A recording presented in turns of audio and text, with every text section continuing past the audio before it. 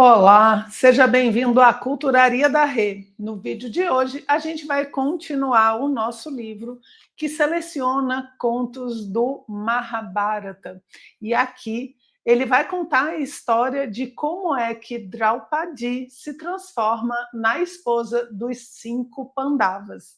Quer conhecer essa história? Fica comigo até o fim do vídeo que eu vou te contar. Faça esse vídeo chegar a mais pessoas no YouTube. Deixe seu joinha, se inscreva no canal e ative o sininho. Toda semana tem vídeo novo por aqui. Agora, vamos para o nosso conteúdo. A nossa história de hoje, então, vai contar sobre como que Draupadi se transformou na esposa dos 5 Pandavas. Os 5 Pandavas são filhos dos deuses, né? Daquele canto mágico que a gente já conhece de outro vídeo. E aqui, então, eles estão vivendo sua vida, né? Nasceram, cresceram, tal. E chega um determinado momento da história aonde Arjuna vai procurar a sua esposa em um torneio. Mas mal sabia ele de toda essa história anterior que o nosso livro conta e que eu vou ler só a introduçãozinha aqui para vocês. Ele fala assim, ó: quando Vyasa, o compilador, foi visitar a rainha Kunti, que é a mãe dos Pandavas, né, contou-lhe essa história. Era uma vez um sábio, o pai de uma jovem belíssima. Como fosse muito nova, não recebera autorização do pai para escolher um marido. Ela era devota do deus Shiva, o deus da destruição e da transformação. Tem que fazer um vídeo sobre ele também, né?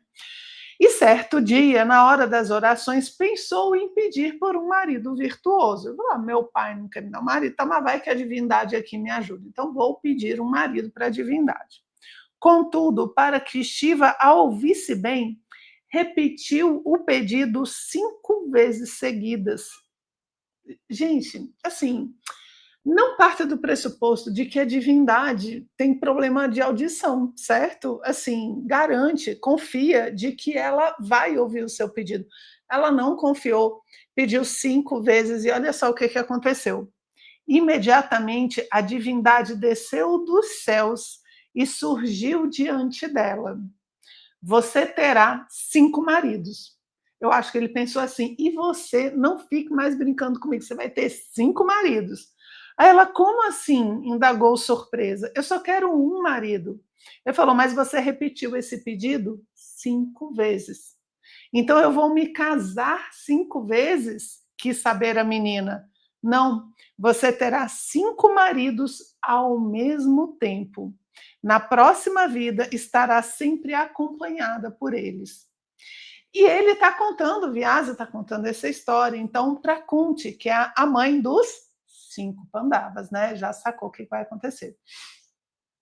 Curiosa, a rainha Kunti quis saber: isso aconteceu realmente ou é só uma história? Explicou Vyasa: isso vai acontecer. Esta bela jovem acaba de renascer. É agora que começa esta vida prometida por Shiva. O nome dela é Draupadi. Você logo a conhecerá. Então ele faz essa introdução para explicar que a Draupadi, que vai ser a esposa então dos Pandavas, já tem uma coisa assim de outras vidas, né? Isso já vem de outras histórias. E nessa vida então, que Draupadi renasce, inclusive com o nome de Draupadi, ela está sendo existe um torneio, digamos assim, para que se escolha o esposo de Draupadi. Draupadi é uma princesa, ela vai se casar e a forma de escolher o marido é por meio de um torneio. Para escolher um jovem que seja forte, habilidoso, que seja conhecido pela sociedade, enfim, era uma forma, digamos assim, de seleção dos pretendentes.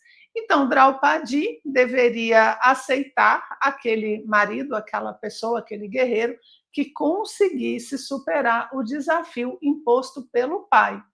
E o desafio era que o guerreiro deveria usar um arco enorme e acertar a flecha, então, a partir daquele arco, no alvo. Olha só como ele descreve aqui, ó.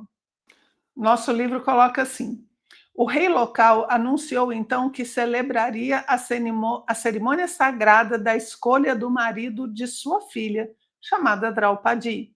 O eleito seria aquele que conseguisse utilizar um arco imenso e com ele atingisse um alvo muito distante. Ou seja, ele queria um bom arqueiro, né, um bom guerreiro ali para sua filha. Feito o torneio, o livro traz alguns detalhes, mas feito o torneio, então, Arjuna vence, né? Arjuna, um dos Pandavas, chega lá, pega aquele arco enorme, pesadão, segura ele como se fosse uma pluma, como se não acontecesse nada, pega 5 flechas, coloca de uma vez, pá, e aí 5 acertam o alvo. Draupadi olhou assim, Arjuna é o cara, vou casar com ele. Pegou a guirlanda ali de vencedor, colocou então no pescoço de Arjuna. E ele muito feliz, né, apaixonado, Draupadi, princesa, belíssima e tal, tudo de bom. Aí ele apaixonadíssimo chega para a mãe, quando ele chega em casa, né, a mãe está de costas. E ele fala assim: "Mãe, ganhei um prêmio". E ela fala: "Meu filho, tudo que você ganhar, você tem que dividir com seus irmãos". E ele fala assim: "Mãe, é uma mulher". E ela fala: "A palavra empenhada não volta atrás. Eu falei que você precisa dividir com seus irmãos, e assim vai ter que ser feito". E é assim que Draupadi, então, se transforma na esposa dos 5 Pandavas. Aqui a história do livro está um pouquinho diferente, lembrando que também são adaptações, né?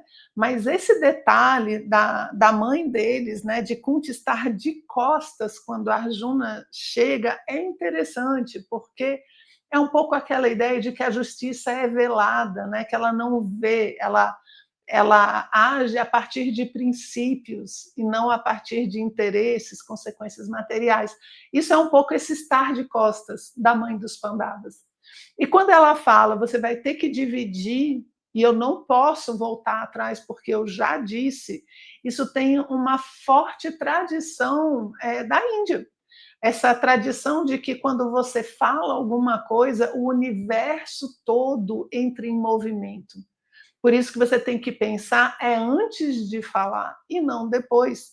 Hoje em dia, a gente não tem mais essa ideia de que eu estou movimentando forças do cosmos quando eu digo que vou fazer alguma coisa, quando eu me comprometo com alguma coisa. E a ideia de que a nossa palavra tem poder, ela é muito antiga. A nossa palavra, a voz, aquilo que nós colocamos para o externo, as nossas intenções, elas têm um poder. E esse poder que faz com que a natureza comece a se movimentar, ele não pode ficar trocando de ideia o tempo todo. Sabe? Hoje em dia a gente diz assim, não, eu passo lá domingo. Aí chega no domingo, tô afim não, vou na terça. Terça não deu, vamos para mês que vem. E a gente vai indo, a gente diz que chega, não chega, a gente diz que vai mandar mensagem, não manda, e a gente acha que não está acontecendo nada, a gente acha que está tudo bem. Por essa tradição, segundo essa visão oriental, tá tudo ruim, tá tudo péssimo. Por quê? Porque no momento em que você fala assim, eu vou para tal lugar, ou eu vou ligar para você, eu vou encontrar você em tal lugar, quando eu falo isso, o Dharma começa a se movimentar, porque eu posso não confiar muito em mim, mas dizem que a natureza confia.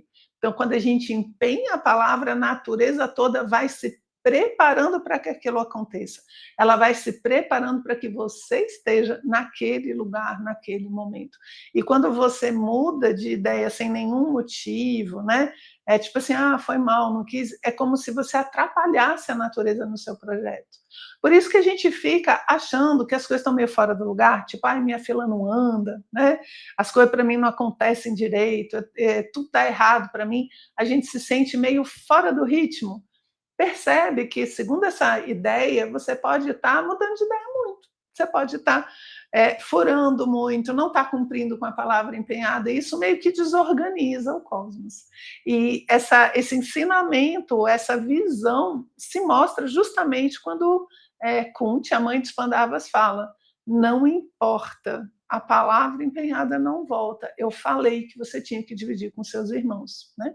Então, essa é uma tradição muito interessante, eu gosto muito, e eu acho que a gente pode lembrar muito disso quando a gente for ficar mudando de opinião aí o tempo todo, tá? Agora vem uma outra interpretação simbólica bem interessante, que é o fato de Draupadi ter 5 maridos, né? Ela, na verdade, ela é a representação da alma dos Pandavas. Ela é o elemento metafísico que une os irmãos em volta de um mesmo objetivo, um mesmo ideal, né? É como se ela fosse aquilo que anima, fosse a honradez, a beleza, tudo aquilo que simboliza pelo que os Pandavas estão lutando. Por isso que ela é esposa de todos eles. Por quê? Porque ela é a alma que une todos eles debaixo de uma grande ideia que torna eles, então, os guerreiros Pandavas. Legal essa história, né? Eu particularmente gosto muito, acho que ela tem muito para ensinar. Primeiro que a gente une, né? A gente se une compartilhando a alma e de que a palavra empenhada não volta atrás. A natureza confia na gente e começa a colocar tudo em movimento quando a gente se propõe de verdade a fazer alguma coisa. Gente, era isso então que eu tinha separado para a gente conversar hoje. Espero que você tenha gostado e a gente se vê no próximo vídeo. Um abraço.